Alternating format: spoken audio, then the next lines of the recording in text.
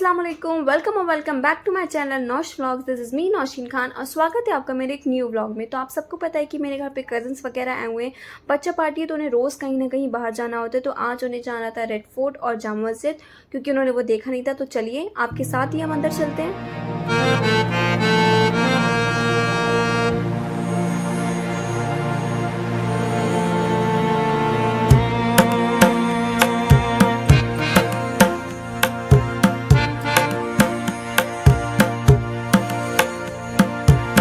इस व्लॉग के साथ साथ मैं आपको कुछ ज़रूरी इन्फॉर्मेशन भी दे ही देती हूँ, क्योंकि मेरा तो काम ही है न्यू एक जगह एक्सप्लोर करना और आपको उसके बारे में बताना। तो हम अगर टिकट्स की बात करें रेड फोर्ट की, तो वो 13 ईयर्स तक के लिए तो बिल्कुल फ्री है। उसके अबव आपको 50 रुपीज़ का चार्जेस पड़ेंगे, और अगर आपको म्यूज़ियम भी देखना है तो फिर आपको 80 रुपीज़ का टिकट पड़ेगा, क्योंकि अब तो रेड फोर्ट में काफ़ी ज़्यादा म्यूज़ियम हो गए हैं। पहले तो सिर्फ एक हुआ करता था जब हम छोटे थे और जाया करते थे।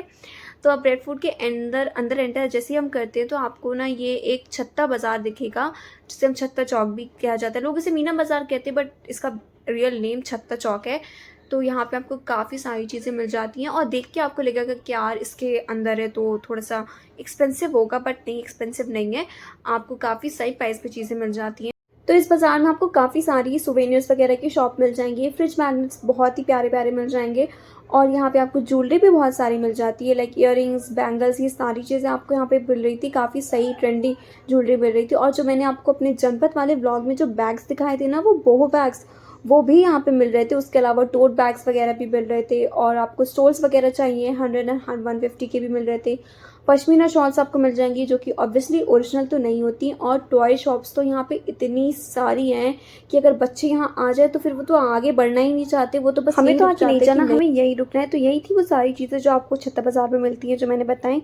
और अब हम अंदर जाते हैं तो यहाँ पे आपको ना लेफ्ट साइड में एक बिल्डिंग दिख रही होगी, जहाँ पे 360 डिग्री शो चलता है, जिसका आपको अलग से टिकट लेना पड़ेगा, और वो ऐसा कुछ खास भी नहीं है, तो आप देख सकते हैं। और वहीं पे ना आपको बहुत सारे कैफेज भी ओपन हो गए रेड फोर्ट में, जैसे कि चंपा गली का जो फेमस कैफे जगमग ठेला, वो भी आपको यहाँ पे मिल जाएगा। उसके अलावा कैफे दिल्ली हाइट्स भी मिलेगा, और कैफेज के अलावा यहाँ पे आपको कैंटीन्स भी मिल जाएंगी, जहाँ पे अफोर्डेबल फूड मिलता है।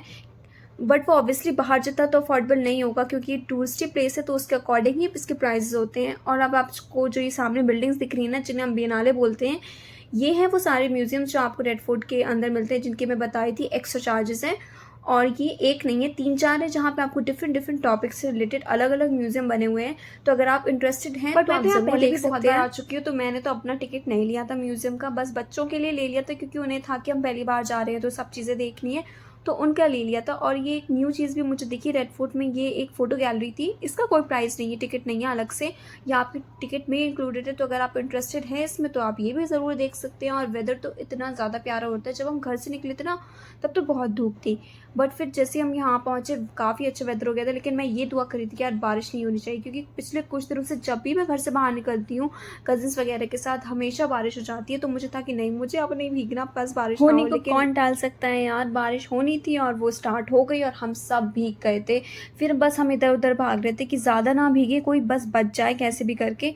तो आधे लोग कहीं थे, आधे लोग कहीं थे। मैं अपनी अपनी अम्मी के साथ तो ना ये जो दीवाने आम बना हुआ है, यहाँ पे आके रुक गई थी, क्योंकि बहुत लोग यहाँ पे आके खड़े हो गए थे।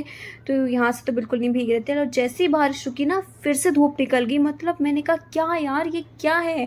मतलब हम घर से बाहर निकले तो बारिश होनी थी और हमें भीगना था इसलिए, और उसके बाद फिर धूप निकल आई। बट हाँ, वेदर उतना ज़्यादा ख़राब नहीं हुआ कि गर्मी हो गई थी, बट उतनी ज़्यादा नहीं थी, तो सही था। फिर सबको थोड़ी बहुत भूख लगी, तो हम घर से थोड़ा बहुत लाए थे, वो खाया हमने, जो कि मैं शूट करना बिल्कुल भूल गई। और ये बच्चे वगैरह अपने लिए पता नहीं क्या क्या लेके आए थे, चिप्स वगैरह, इन्होंने वो सारी चीज़ें खाई। तो वही वो दिखा रही थी कि देखो ये मैंने खाया। उसके बाद काफ़ी ज़्यादा टाइम हो गया था, ऑलमोस्ट शाम होने लगी थी। तो फिर हम रेड फोर्ट से निकल आए और हम आ गए थे यहाँ पे जामा मस्जिद। और मैं इतना ज़्यादा थक गई थी, क्योंकि रेड फोर्ट ऑब्वियसली बहुत बड़ा है, तो उसमें चलते चलते थक जाओ। और मैं तो इतना बोर भी हो गई हूँ ना इतनी बार जाके, अब तो मुझे वहाँ पे कुछ खास ऐसा लगता भी नहीं है। जो पहली बार आया है बस, हाँ, वो एक बार देख ले, वन टाइम विजिट है, बार बार तो जाने के लायक वो रहा नहीं है बिल्कुल भी। तो हम जामा मस्जिद आ गए, और मैं ना ये बस ये स्टेयर्स पे बैठ गई थी। मैंने कहा मुझे अंदर नहीं जाना, तो जिसे जाना है वो जाओ। ये बच्चे अंदर आ गए थे, तो मैंने इनसे कहा थोड़ा बहुत शूट हो जाएगा, तो मैं भी बस आके खड़ी हो गई कि हाँ, अंदर का आपको व्यू दिखा दूँ किस तरह का है। और अगर आप दिल्ली में रहते हैं या दिल्ली आए हैं, तो ऑब्वियसली आप यहाँ पे तो आए होंगे। और इसकी ना एक मीनार ओपन है, जहाँ पे आप ऊपर जा सकते हैं, बट उसका अलग से प्राइस है, टिकट है। पहले ये दूसरी वाली मीनार ओपन थी, बट इस बार पता नहीं क्यों वो बंद थी और ये उसके बाद मैं फिर से बाहर आके इस चेयर से बैठ चुकी थी, क्योंकि मैंने जैसे कि बताया मैं बहुत ज़्यादा थक गई थी। इन बच्चों को नीचे जाना था और भी चीज़ें देखनी थी, तो मैंने कहा भाई तुम जाओ, देखो जो करना है करो, मैं नहीं जाऊँगी। मैं यहीं इस चेयर्स पे बैठ गई थी और मैंने ना देखा कि बच्चे आए थे, स्कूल के बच्चे लाइन से आ रहे थे। मतलब मैंने ऐसे कभी देखा नहीं कि जामा मस्जिद में स्कूल के बच्चे आ रहे हो, पिकनिक थी या क्या, आई डोंट नो, बट सब लाइन बना के आ रहे थे, एक दूसरे का हाथ पकड़ के, बहुत क्यूट लग रहे थे, छोटे छोटे बच्चे थे। और रात हो गई थी तो हमने कहा कि अब डिनर वगैरह का टाइम तो हो ही रहा है, तो हम यहीं से कुछ खा के चलते हैं।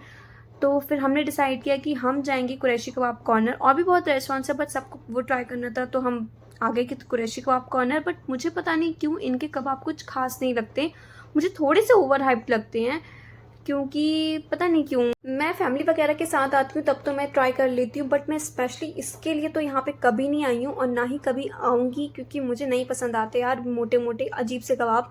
मुझे छोटे छोटे से कबाब पसंद है, ये मुझे इसका टेस्ट भी कुछ ज़्यादा खास नहीं लगता, बहुत ही एवरेज से लगते हैं। तो ये हम सब, लेकिन सबको खाने थे तो हम यहाँ पे आ गए थे। इनकी प्राइसेस मैं भूल गई क्या था। हाँ, इनके 4 पीसेस थे 180 की, मतलब एक पीस आपको मिलता है 45 समथिंग का। हाँ, 45 का ही मिलता है। तो हमने कबाब ही मंगाए थे, कबाब और रोटी, रुमाली रोटी थी, सबने ये एंजॉय करी। उसके बाद फिर हम निकल गए घर के लिए, सब भी बहुत ज़्यादा टायर्ड थे, बच्चे बहुत ज़्यादा थक गए थे। तो फिर हम वहाँ से निकले, ऑटो पकड़ा और निकले घर के लिए। तो यही था मेरा आज का छोटा सा व्लॉग। अगर आपको मेरा व्लॉग अच्छा लगा हो तो लाइक, कमेंट एंड शेयर करिएगा और मेरे चैनल को सब्सक्राइब करना तो बिल्कुल मत भूलिएगा। टिल देन, अल्लाह हाफिज़।